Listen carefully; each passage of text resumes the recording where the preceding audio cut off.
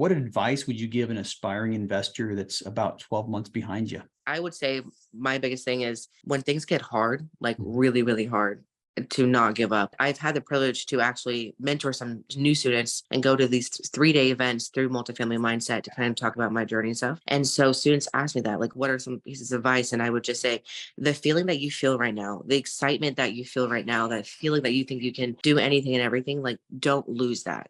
I'm Brian Briscoe, host of the Diary of an Apartment Investor podcast, and this is a first deal episode where we walk through what it takes to find, fund, and close a first apartment complex. Now, if you're an aspiring apartment investor yourself, you're probably trying to do the exact same thing. So before we get to this episode, make sure you hit the subscribe button and the little bell below to make sure you get notified every time we post a new episode. And now, enjoy the show. Welcome to the Diary of an Apartment Investor podcast. I'm your host, Brian Briscoe.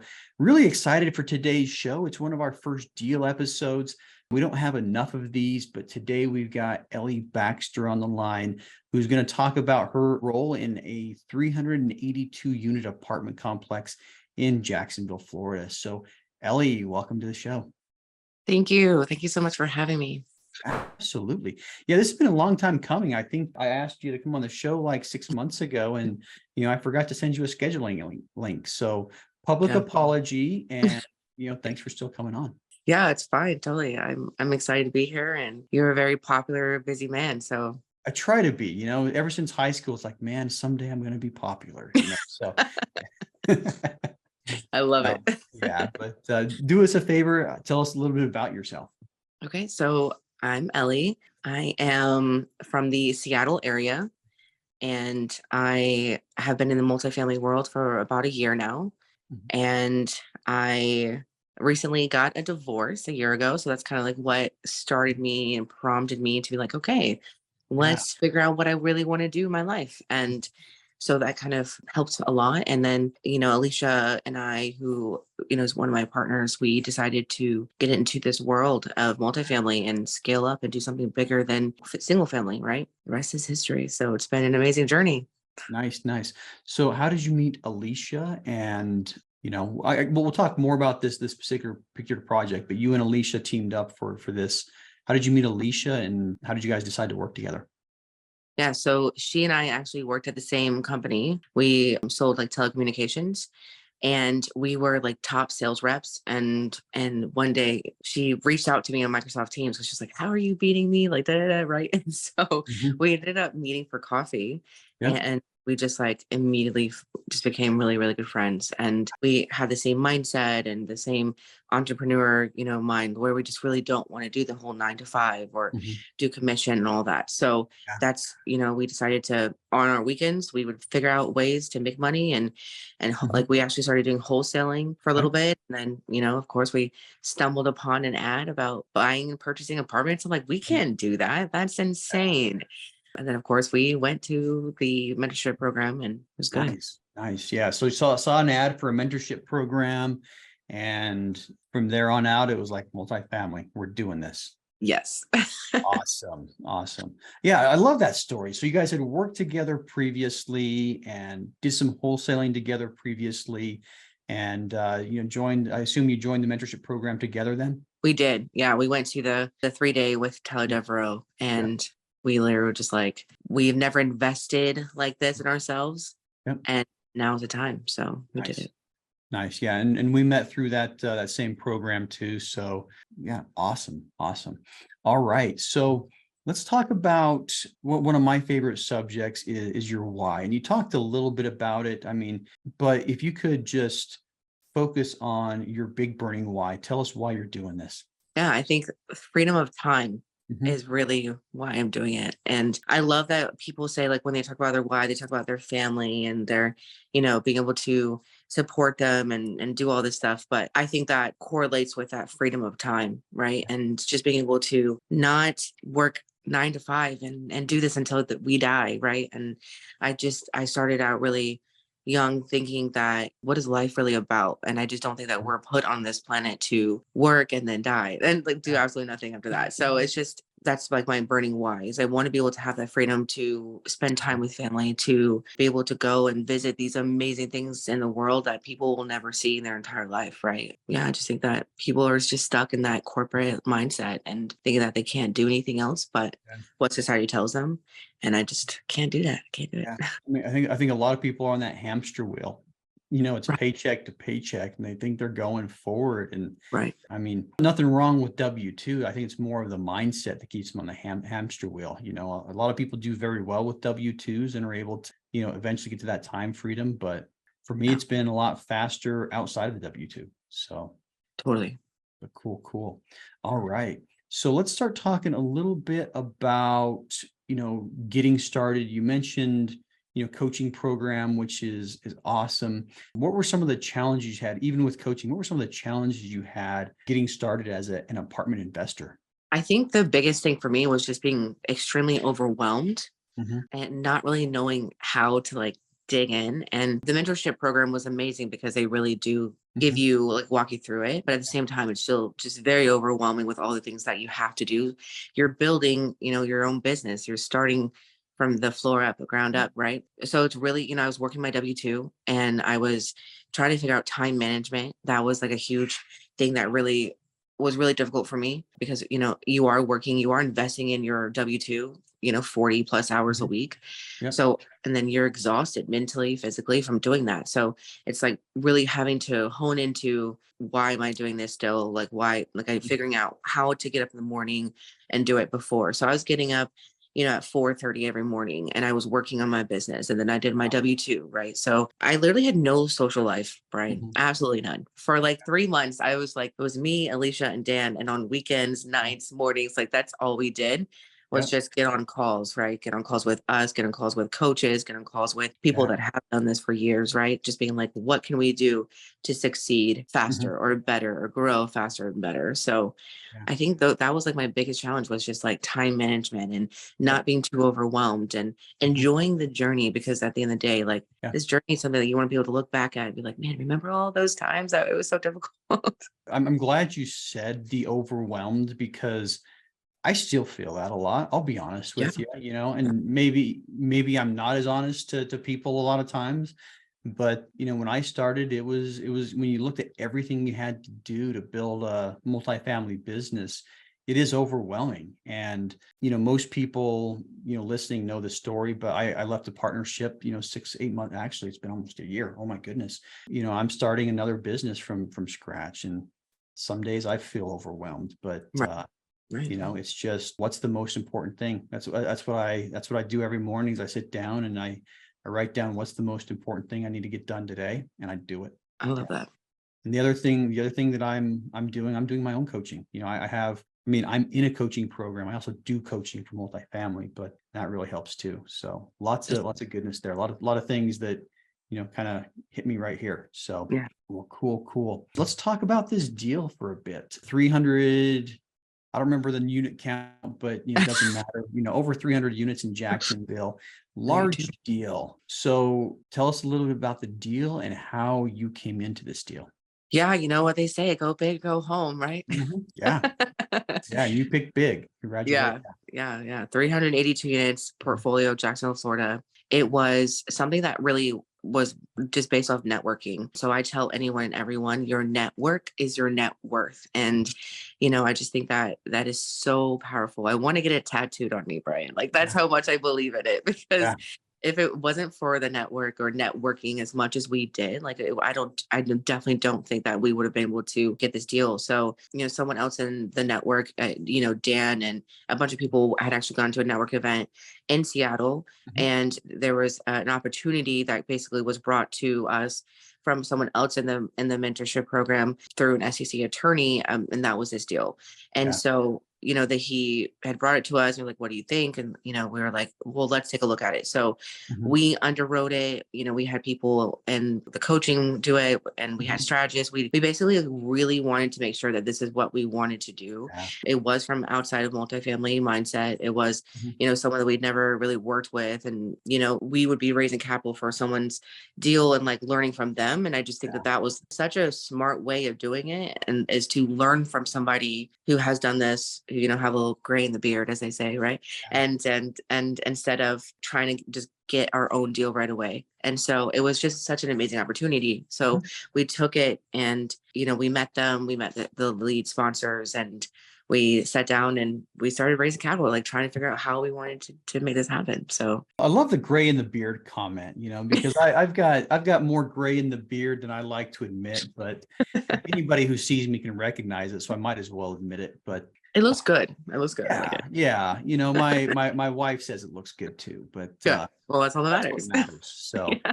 but yeah, so I mean, networking is huge. And one thing I'm learning, right now is exactly that, the power of network. And I'm starting a new phase. We're going into Salt Lake City. And fortunately, I had an extensive network already. And you're absolutely right. I mean, if you learn how to leverage your network, you can make connections with people that you'd never be able to connect with by yourself. I've asked a lot of people for intros, pro tip, ask people for introductions, because that starts out relationships a lot easier or a lot quicker than anything else. So Right. anyway, that's my pro tip for that one. But Love that. so Ellie, on this project, I mean, you told me offline you guys raised $1 million for this, which is pretty awesome for a first raise. Actually very impressed, to be honest with you. Let's talk a little bit about the preparation for this raise, prior to coming into the partnership, some of the challenges you had, and then kind of the lessons learned from raising capital on this deal. Yeah, definitely. So when we started the multifamily mindset, Alicia and I and Dan, we were like, we are going to get a deal within, 3 months or 6 months. Like that's what our main objective was. And so we got this deal within the very first 30 days of starting this program. And so we kind of like started raising capital when that happened, when that deal happened, right? We were learning still how to raise capital, asset management. Like we were still like learning so much. So we're kind of in the learning phase. So I think that's one of the things that I love about this opportunity that we had, was that we were able to, learn as we went. And I just think that sometimes you just have to be thrown into that war, the game or whatever, just kind of just like go with it and just kind of figure out along the way. And I think with the way that we weren't afraid to ask for help, and we weren't afraid to like kind of be like, okay, what is the best way to do this, right? So we talked to a lot of our strategists, we talked to people who have raised a lot of money, and we kind of went with what they said to do. And then just going back to that, network is your net worth, right? And so we got on your call every Friday, that I love so much. We got on calls on Mondays and Wednesdays. I go to as many network events as I can, and it was learning that pitch deck in and out, learning, like even doing more market research and building a relationship with people as much as you possibly can. And one of my favorite things is one of my strategists, James McCabe. He got on a call, and when you learn and meet people, then they shout you out, right? So he's shouting me out on a call, which gets someone who's like interested, like, oh, like I would love to meet you, right? And so forth and so forth. So I love the fact that you're the biggest ad is what you're talking about, right? Like it's literally what you're saying to people who can help bring in that money, right? And so it was very, very challenging at first, just because people say you're never really raising for that first deal, you're always raising for that next deal, because how long that process is. And so we were scrambling to kind of be like, oh well, we need this money like to raise now. And so it was just like every single day always trying to get onto a network call, and getting onto a future Zoom call, getting a really honing down into our CRM. Our CRM is your bread and butter. Without your CRM, you're running around with your head cut off, right? You have to have a good CRM. Have to be organized. Yeah. Exactly. Yeah. Organization is key. So, we just really honed into that. And one of my favorite sayings is you have to get uncomfortable to be comfortable, right? So going out and asking people for money, that's really uncomfortable, right? But it's, finding ways to know that you're helping them, you're benefiting them. And so I got really uncomfortable, and we had these conversations, and we got onto future Zoom calls, and it got easier and easier and easier to do that. And so now it's really comfortable for me to be like, oh my gosh, like, what are you doing with your money? Like, what does your 401 look like? Like, it's exciting. Like, I love it now. And so those challenges became less of a challenge, and we were just able to make it happen. Yeah. I love how you put that. I mean, the challenges became less of a challenge. It's one of my favorite quotes, and I don't know who this is attributed to. I think it's like Longfellow, but I did memorize it. That which we persist in doing becomes easier, not because the nature of the task has changed, but because our ability to do it has improved or increased or something like that. I But love that. yeah, That's it's exactly just what I was like, trying to say. yeah, maybe it was Thoreau, I don't know, Okay. Emerson, some dead guy that used to write a lot of profound stuff, but I it love it. is true, exactly what you said. You keep on doing it, you keep on getting uncomfortable doing things. And at first it's hard. And as you keep on doing it, it gets easier and easier and easier. So Exactly. so love it, love it. Thanks for sharing all of that. And thanks for, opening up on it too. So Totally. well, cool. So, I mean, the project, obviously closed. How's everything gone on the project since then? It's amazing.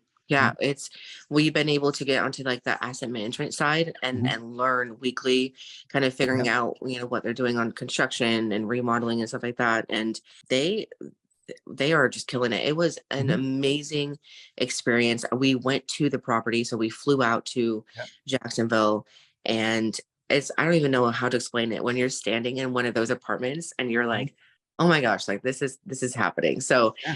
it This is was amazing. ours. Yeah. It's like, Yeah. holy cow. Yes, exactly. We filmed like 12 hours of content that Mhm. day, and like we walked both properties plus a third one that they asked to raise for us to help raise on. And so we literally just, I mean, it's amazing how much you can achieve and like get done in that short amount of time. Like they're trying to, well, they are going to be doing 80% of renovations of the 382, so Yeah. as soon as everything happened like and signed, they were like the next day they were like, let's go. So Mhm. it's just amazing, even in the last 5 months, to see the progress that has been made.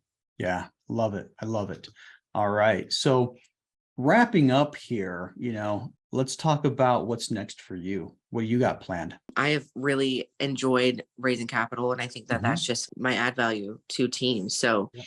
we are doing that. Alicia is also, I think all three of us, we have kind of just decided to continue to work together, but also pursue Yep. other things as well. I want to grow more. I want to learn more. Right. And so Yeah. I am doing that. And I've created my own investment, LLC, EB investments. Mhm. And that is kicking off here the next couple of weeks. I'm really excited about. I want to start maybe a fund in the future, but Mhm. basically, I just want to help as many people create passive income, financial freedom, and freedom of time. And Nice. to see that already happening is just, it's Mhm. just, created like this downward, this huge, amazing opportunity for me. So I love that. That's what my future looks like. We're just going to be continuing to raise capital, help people out, and Mhm. continue to buy apartments.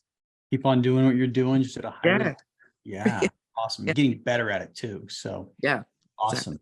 Almost the last question for you, but this is the question that I like to hear the most. What advice would you give an aspiring investor that's about 12 months behind you? Oh yeah, I love this question too Mhm. because it's so true. And so I would say my biggest thing is when things get hard, like Mhm. really really hard, to not give up. I've had the privilege to actually mentor some new students and go to these 3-day events through multifamily mindset to kind of talk about my journey and stuff. And so students ask me that, like, what are some pieces of advice? And I would just say, the feeling that you feel right now, the excitement that you feel right now, that feeling that you think you can do anything and everything, like don't lose that, because 3 months in, when you don't have an LOI accepted, or when you're still struggling and you're still working on your W-2 and you're exhausted, you have to remember like why you're doing this, right? Remember your why, and to know that this is all part of your journey. And if you truly, truly want this, then don't give up. Don't quit. I love it. Remember your why. Yeah. That's important. Remember your why. Awesome. Well, last question for you. How can our listeners learn more about you? Yeah. So I have, Instagram, Facebook. It's just my name, Ellie_Baxter. Mhm. And new website is kicking off as well too. But obviously, Lucid Capital is still, that is still an awesome. We still have our website and everything, our Instagram too. So you can also look up Lucid Capital, because Okay. we still are Lucid Capital for the Jacksonville deal and stuff like that. And they're, and so you can always look us up through Lucid Capital. You can look me up through Ellie Baxter. Awesome. Sounds great. Well, hey, thanks a lot for coming on the show today. Very much appreciate your time Yeah. and look forward to potentially working with you in the future. Yay! Thank you so much. Ooh, yeah. All right. Hey, if you like that episode, make sure to subscribe. But more importantly, if you haven't joined our multifamily educational community yet, which we call the Tribe of Titans, you are missing out. Get 30 days free by clicking the link in the description to this episode, or go to thetribeoftitans.info, and we'll see you there.